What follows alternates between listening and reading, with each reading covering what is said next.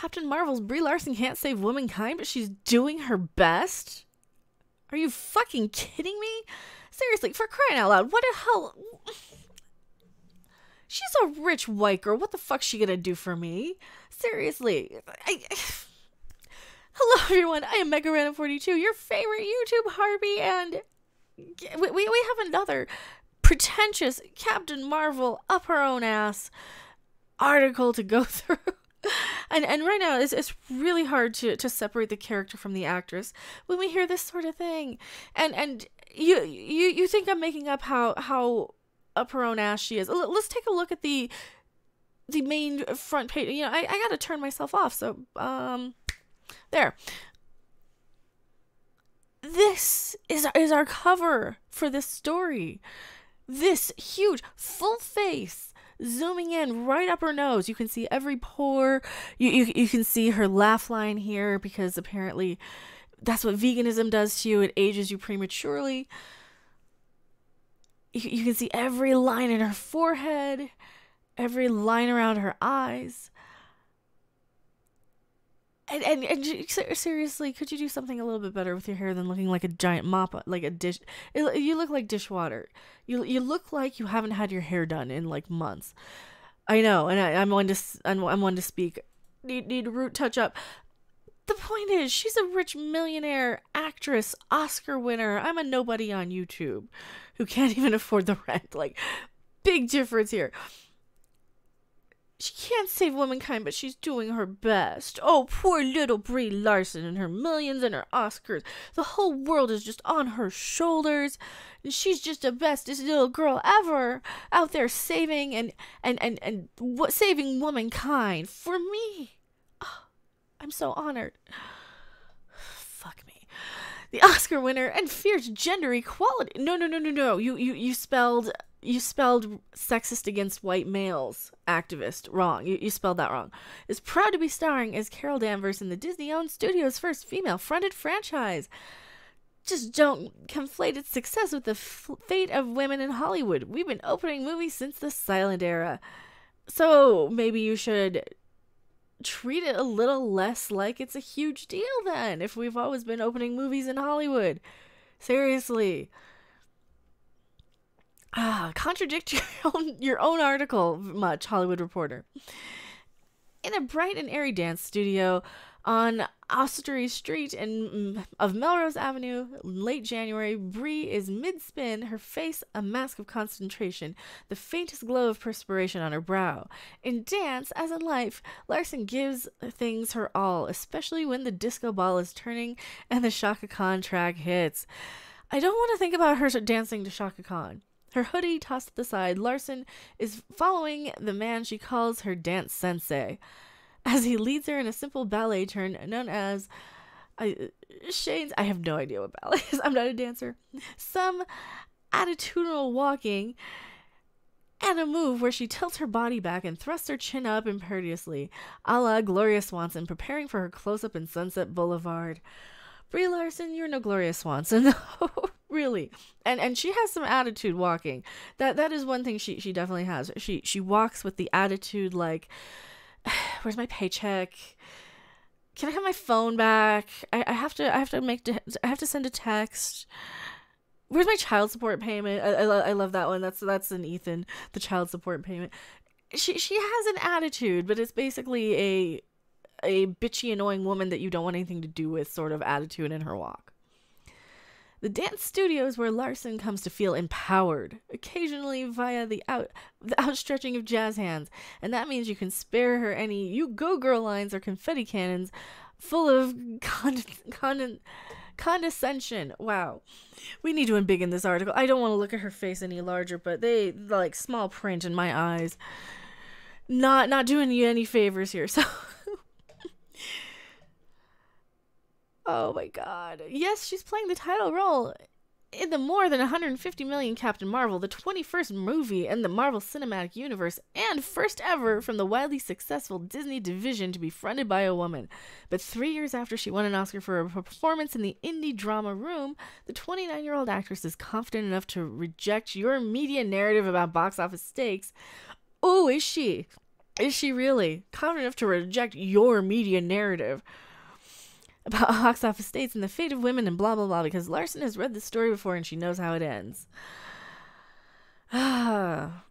She's so skinny. She's so skinny. She's so skinny. And I'm sure Hollywood will tell her. See, Hollywood's going to see this little poof right here and say, oh, you need to lose 5 pounds. And she'll probably do it, too. She looks very almost unhealthily skinny right now here in this photo. But that's Hollywood for you. And you know damn well Hollywood's probably giving her a complex. I was learning how to sit at a conference table and slam my hands on the table and say, you need to listen to what I'm saying. There's a sense of settling this thing up, Larson says. I know it's exciting and fun to be like, will it sink or will it float? What's going to happen? Can women exist in the world? We're not sure yet, but women have been opening movies since the silent era. We have been part of every major art movement. People just push us away once the movement gains momentum and act like we are never really there. No, it's the activists like you who say that shit. We have been saying that, yeah, we've always been there. We're actually saying, hey, we're part of the fandom too. We're part of like the pop culture. We don't like the current direction of Star Wars and the marketing of this movie to be an SJW thing. So if she really cared about how the movie is being marketed, maybe she should make a few fewer statements like, I don't want to see any more white men interviewing me on this press tour. Maybe stuff like that. Or what was her words? Overwhelmingly white. I made a video on it. I'll link that in the description below. Brie Larson talks Captain Marvel suit, fight sequences, and Goose the Cat. Well, that's all we really care about is Goose the Cat. After dance class, Larson digs into 2 slices of soppressata pizza in a cafe full of entertainment professionals on their lunch. 2 slices? Oh, you need to lay off the carbs, Brie. You're getting a little, like I said, you're getting a little poofy here, Brie, especially if you're in a room full of all these execs from their lunch break from the nearby Paramount lot. With her hoodie pulled down low just above her wide brown eyes, she goes unrecognized, even when she steps up from the table to demonstrate a type of lunge in the middle of the restaurant. It's a level of anonymity that will almost surely disappear after March 8th. No. They've been marketing the hell out of this movie. She's not very memorable. She's really not. Anybody who knows who she is now will know who she is then. She's not the most memorable. She's... Rob on Midnight's Edge likes to say that she's whiter than mayonnaise. You don't look that original. You look like every other actress in Hollywood, and they probably mistook you for somebody else. The movie about a woman who shoots photon blasts from her hands and grapples with extraterrestrial shapeshifters atop a speeding train.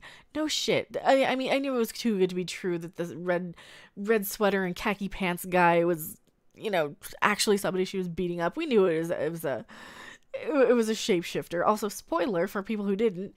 The movie that definitely will not determine the entire fate of women forever and ever. So stop acting like it, media. That's you, Hollywood Reporter. That's comicbook.com. That's Screen Rant. That's every interview and media source and Twitter that she's on. Except that it will a little. No, it won't. Didn't I just say stop it? While Larson may resist the historical significance of Captain Marvel, the company making this film knows it's been a long time coming, and its arrival in theaters is freighted with meaning. We feel like it'll be the first of many, says Marvel Studios president Kevin Feige. When asked why it took so long to make a Marvel movie with a female lead, there were a lot of men in that initial run of Avengers. And Black Widow. You're forgetting Scarlett Johansson. And what's the other one? Scarlet Witch. You're forgetting your female characters. You're forgetting your own female characters, people. Larson's character will return to theaters just 7 weeks later in Avengers Endgame, a pivotal movie for the studio that will establish the key heroes in the next era of Marvel movies. Another first on Captain Marvel's shoulders. It will be the first Disney movie to play on the company's upcoming streaming service, Disney Plus, rather than on Netflix. Marvel announced that it was making Captain Marvel on the same day and announced another barrier-breaking film, Black Panther. Don't get me started on Black Panther. 4 years ago, that movie defied critical and box office expectations and went on to earn Marvel's first ever token Best Picture Oscar nomination. Knock on wood, says Feige, one will work out as well as the other. Yeah, she still looks bored. She just has a very bored expression. As a kid, I wanted to be an adventurer. I wanted to be a smartass. I wanted to get my hands dirty, says Larson. Photographed February 1st at, I have no idea how to pronounce that, in West Hollywood. In a town that rolls its eyes at sincerity and where activism can be just another way to build one's brand. Ding, ding, ding.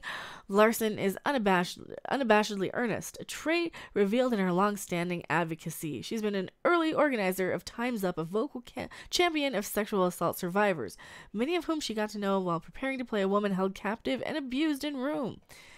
And a tart critic of her industry's depiction of women. Well,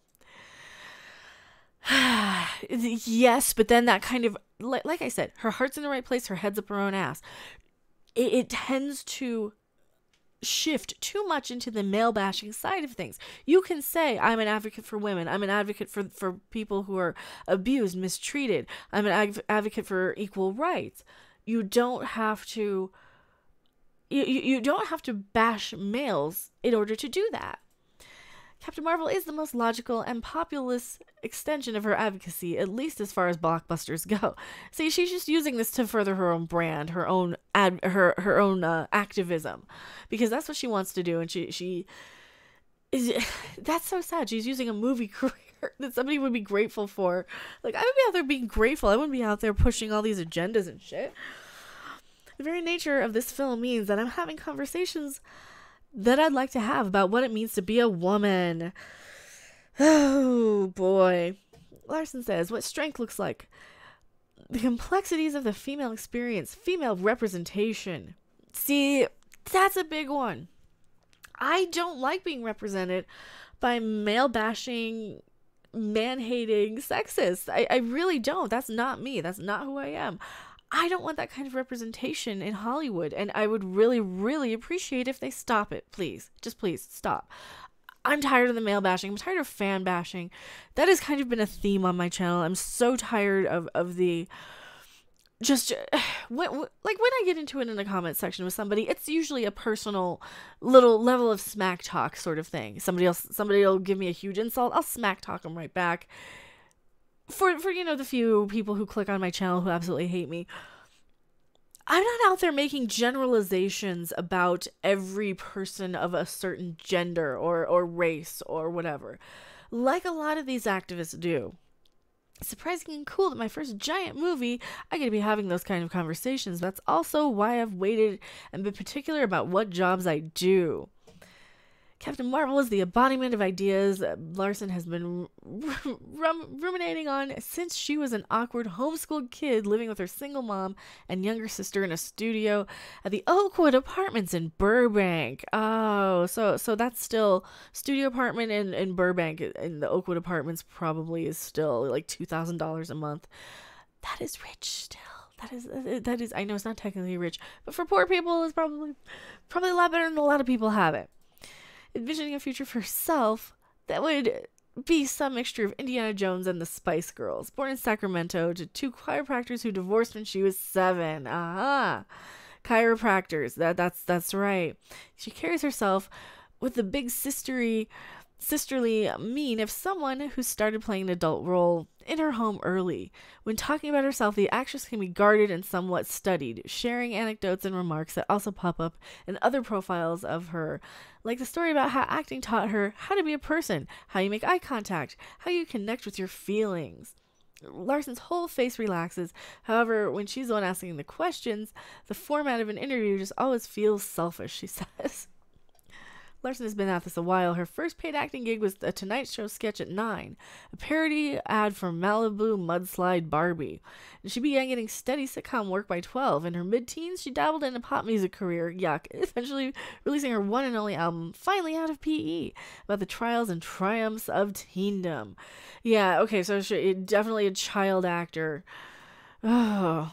After her breakout as the teen daughter of Toni Collette's character on Showtime's The United States of Tara and her Oscar-winning performance in The Room, Larson tried her hand in the big studio monster movie Kong Skull Island, a role that critics said underutilized her. I thought she was fine. I thought she was meant to be this unmemorable, like the chick. She was the Fay Wray character. The star of that movie was Samuel L. Jackson and Kong, of course. Those were like the big stars of the movie.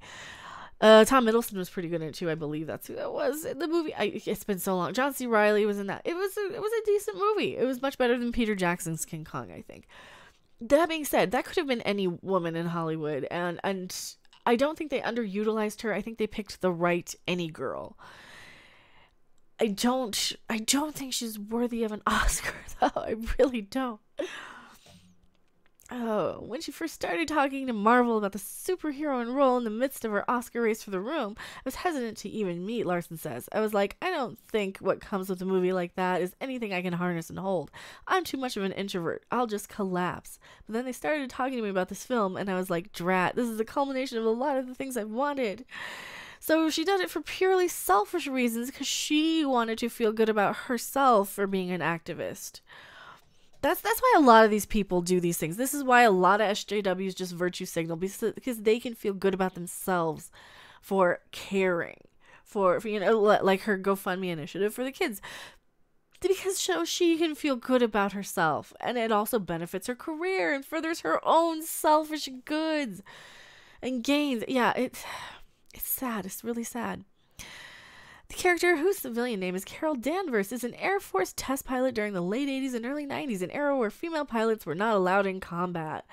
Carol Danvers had been held back much of her life from being able to pursue the kind of thing she wanted to pursue, Feige says. She's constantly told, girls shouldn't do that, or it's too dangerous for you, you'll get hurt. This one was very much about this character learning not to hold back, not accept boundaries put in front of her. So, in other words, she's the bestest person ever, and she can do anything, right? First introduced into the comics in 1968, prominently as a love interest for the male Captain Marvel, Carol Danvers evolved to become one of Marvel's earliest feminists, albeit one whose midriff was always exposed under the name Ms. Marvel. Oh, back when she was sexy. The film, written and directed by indie veterans Anna Boden and Ryan Fleck from Half Nelson, I have no idea what that is, in their studio debut, is informed by the version of Danvers in the comics written by Kelly Sue DeConnick, who re-envisioned the character in 2012 as a female Chuck Yeager with a cocky edge and humor. DeConnick's feminist read on Danvers, her insight that a female fighter pilot ought to say, you wear your pants to work rather than a swimsuit. Oh, Lord, this is like the cringe Carter line from the first season of Stargate SG-1, isn't it? So I'm a huge Stargate fan, and one of the problems with that series was before it really got its footing, when it was still doing the real cringy, stupid shit, like Samantha Carter has a line, just because my internal, or my sexual organs are on the inside, doesn't mean I'm any less of a fighter pilot than you, or whatever, or less qualified for this mission than the man. It was cringe, it was stupid, it was ridiculous, and it was 1998. Okay, it was, and she was an Air Force captain at the time. Samantha Carter played the rank of Captain Samantha Carter, played by Amanda Tapping. Wonderful, brilliant actress, strong female character right there. I don't want these sort of lines. I really don't want these sort of lines in this. This is going to be terrible. This is not what we want. This was outdated in 1998. And if they're throwing that shit in here, and it's supposed to be the 90s, like, it was already outdated then. Whoa, this is going to be bad. Inspired a backlash among some male fans, but it's like they take that one over a new, more female skewing audience for the comic, and ultimately Larson. Okay, but from everything I've heard, that was hurting the industry by changing her from a character they wanted to a character that was cringe, bad, annoying. I heard that this was like the worst incarnation as far as Marvel sales. You guys know how this one was probably the worst, right? And it should have been Monica Rambeau or Ms. Marvel or whatever. Oh, one of her early meetings with one of her early meetings at Marvel, Feige recalls Larson saw back issues of the comic display on the wall. If you look at the comics, you go further back, the less clothes Carol Danvers seems to be wearing, Feige says. Oftentimes, it's a one-piece bathing suit, basically with outrageous comic proportions. Brie pointed it out on the wall and went, yeah, just so you know, that's not what we're doing. She goes, okay, I didn't think so, but I'm glad you said that. Nipples! Oh, and she's wearing a something skin tight with her nipples poking through. Wear a bra if you're that damn self-conscious. Seriously.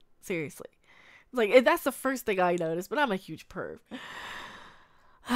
Some reactions to the marketing for the film suggest there's still a gender divide among the Marvel audience. And when some male fans on social media complain that Larson wasn't smiling, oh, I was complaining too. You're forgetting that women are complaining too. Women don't like this any more than men do, and you're still ignoring the fact that women don't like this. You're just erasing our existence again. Larson responded this oh, I skipped one. Wasn't smiling in the trailer, which one Twitter user going as far as to Photoshop a smile onto her face. Larson responded to the smile more critique, one familiar to many female politicians, by posting an Instagram story that featured Marvel posters of male heroes with idiotic grins photoshopped on their faces. Yes, but they actually don't look bitchy, though. They look contemplative or stoic or heroic. You looked bored and disinterested. In the summer of 2017, after she had been cast, but before Marvel began shooting, Larson went to see another superhero movie, DC's Wonder Woman, in the theater and found herself sobbing. As a kid, I wanted to be an adventurer, Larson says. I wanted to be a smartass. I wanted to get my hands dirty. But it wasn't until being in the theater seeing Wonder Woman, I was like, why does this make me cry so much? I realized because I hadn't had that. And there's a kid in me who's like, oh my god, I can do that?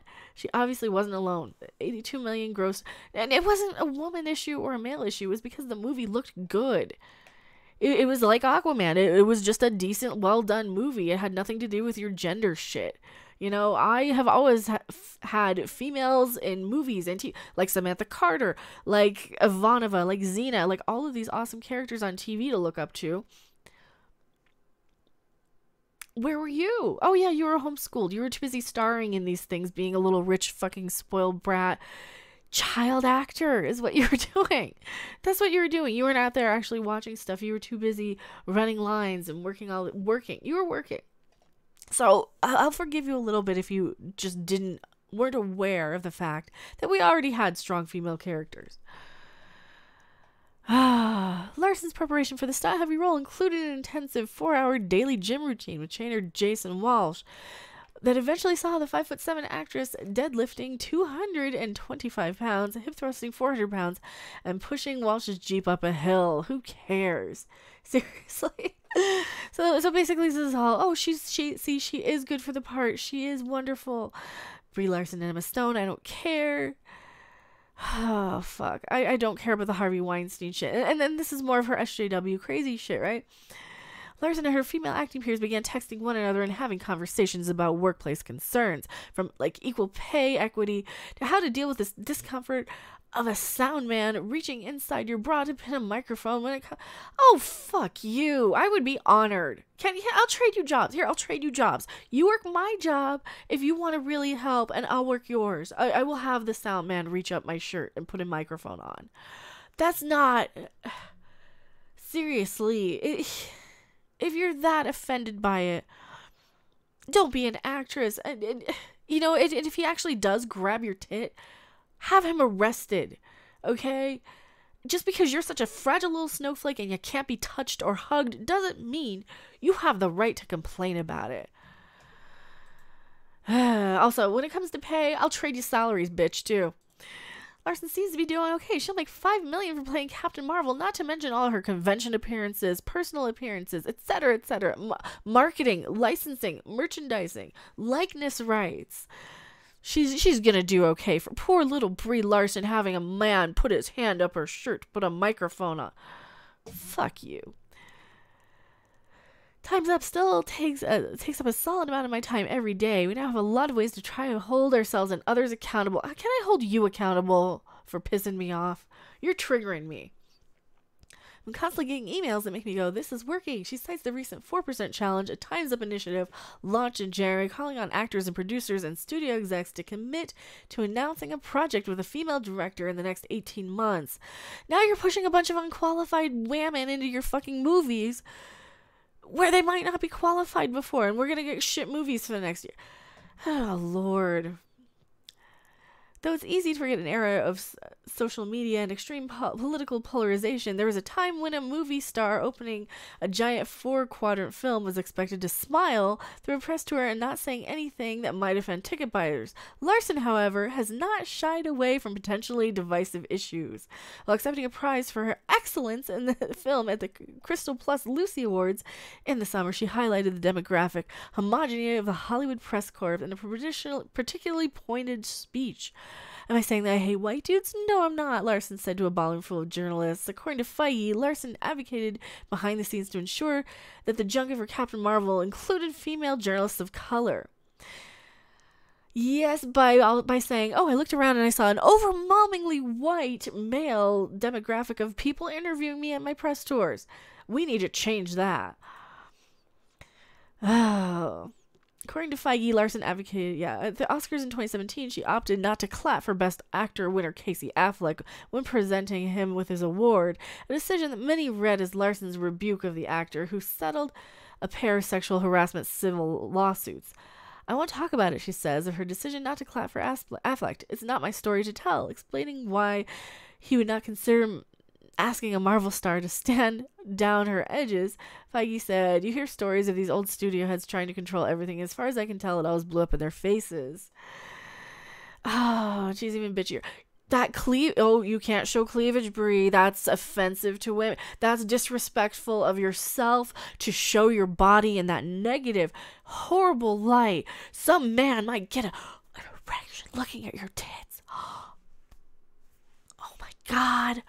And you're just gonna have to slap him down for looking at and staring and looking at them and staring. And you can almost see right here where her nipple's poking through. Almost. Not enough to be flagged by the YouTube censors. You can almost see it if you look closely. They may have photoshopped it out. That might be a nipple. We don't know. Is that a nipple? What do you guys think? Oh, fuck. I'm tired of this article. Are we tired of Captain Marvel? If I miss anything in this article, please let me know and I will come back. This is a long one. I'm tired of complaining about Captain Marvel. Oh, thank you guys so much for watching. If you make it to the 27 mark in the video, please put in the comments that you could or could not see the nipple in the 27 mark. Or just put, hey, nipples 27 mark or something, or boobs 27 mark in, so people know to kind of click through and watch this whole entire video. Thank you guys so much for watching. I am Mecha Random 42. I will see you guys on the next video or live stream. Bye! Thanks for watching. If you liked it, make sure to hit that like button, and if you want to see more, don't forget to subscribe. See you in the next video. Bye!